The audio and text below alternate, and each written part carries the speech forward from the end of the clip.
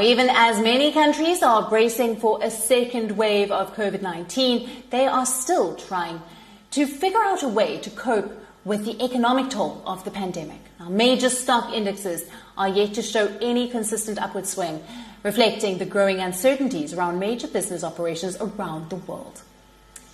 Let's take a look at some of the major developments that have happened in the large economies as they struggle with the economic recovery.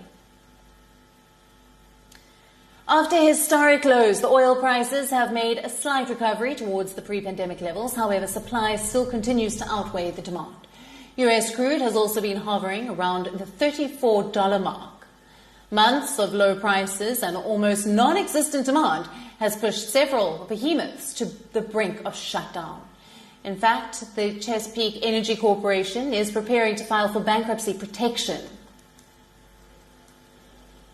It has become the largest oil and gas producer pushed to the financial brink by this year's energy market rout, which has been caused by the coronavirus outbreak. The Oklahoma City-based company is in the final stages of negotiating roughly a $900 million debtor in possession loan to support its operations. With major oil businesses having taken a huge hit and rampant unemployment around the country, the Trump administration is looking to turn to an infra push to get the world's largest economy back on its feet.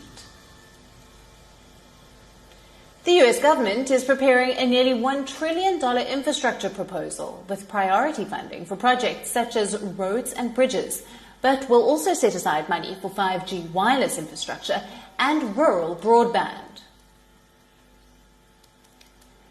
In neighbouring Canada, Prime Minister Justin Trudeau has announced extension of income support program that was brought in to help people get through job losses amid COVID-19 outbreak. Across the Atlantic, the Nordic nations are also struggling to get their economies back on track. Denmark, which was one of the first in the EU to reopen after successfully dealing with the outbreak, is also going to cash handout the way to stimulate the economy, which is facing its biggest contraction since World War II.